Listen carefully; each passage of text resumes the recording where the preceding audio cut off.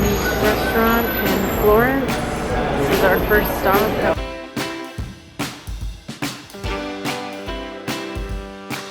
This is our community kitchen area in our Florence Airbnb. It acts like a mini hostel, having other rooms included. Down the hall is our room, called Dante. We've luckily got some AC and 2 twin beds.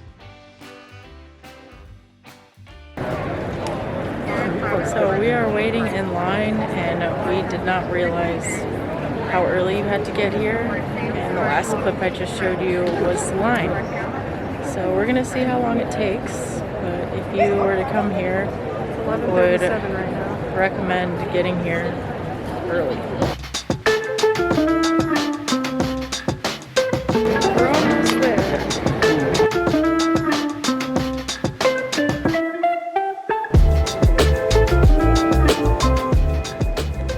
We waited for an hour to go inside the Duomo, and it only took 5 minutes. But was it worth it? Sure, it was worth it.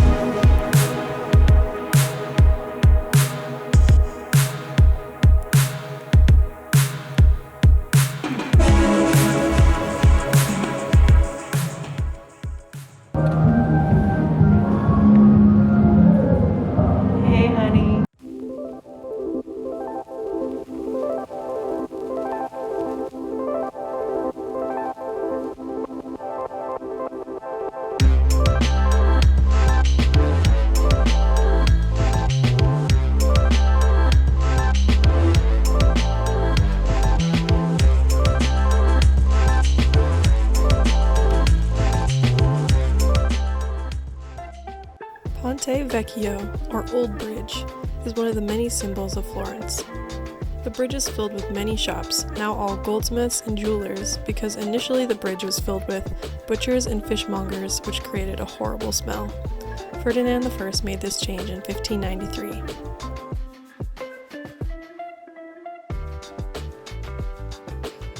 It is 7:20 in the morning, and we are getting ready to go on a wine tour in Florence. Yeah.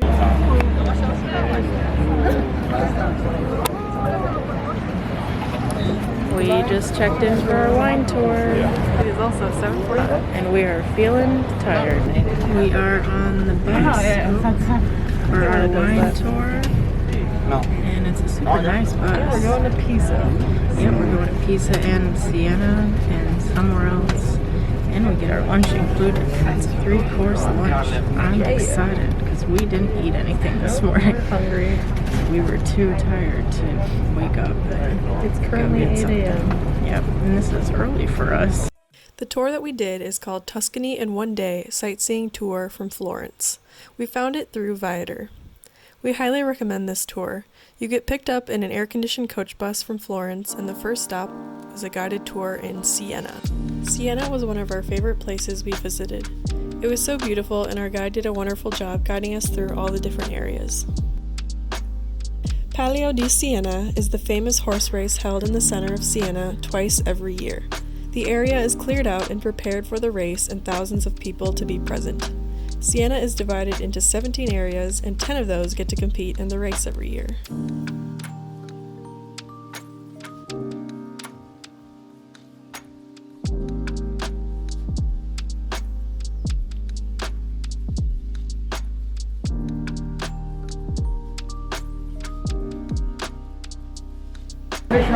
We just got our little coffees, and they came with these cute little biscuits.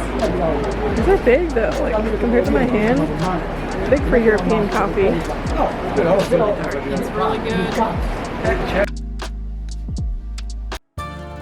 Our next stop was in the Chianti Hills for a 3-course meal and some wine tasting.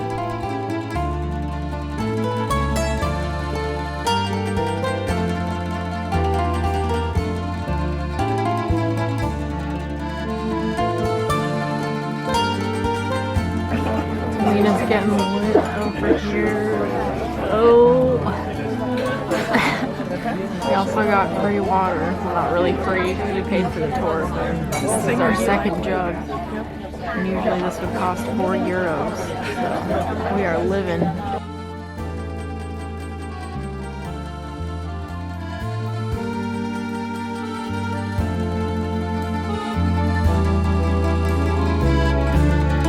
Around again. We're lost. Don't know where we're going. Put the camera away. Figure this out.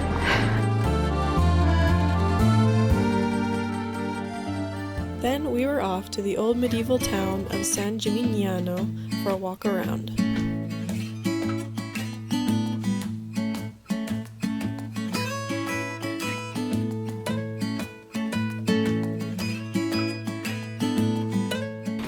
We are on our way back to the bus. The last and final stop of the day is the Leaning Tower of Pisa. We recommend not climbing to the top, however, because the views aren't that great, and it took way too long, so we couldn't take more photos outside. So you're supposed to wear these little green lights to make sure you're at a safe distance apart from everyone, I think. We are going to climb Pisa. Here we go. The hike in Cinque Terre prepared us for this. The tour is roughly 12 hours long, but very worth the journey. The tour ended up costing €51.50 each. Our final stop in Florence was the Academy Gallery, where the famous statue of David is held. Tickets are €6 if you're 25 and under, or €16 if you're 26 and older. It was cool to see David in person, but we weren't that impressed with this gallery overall.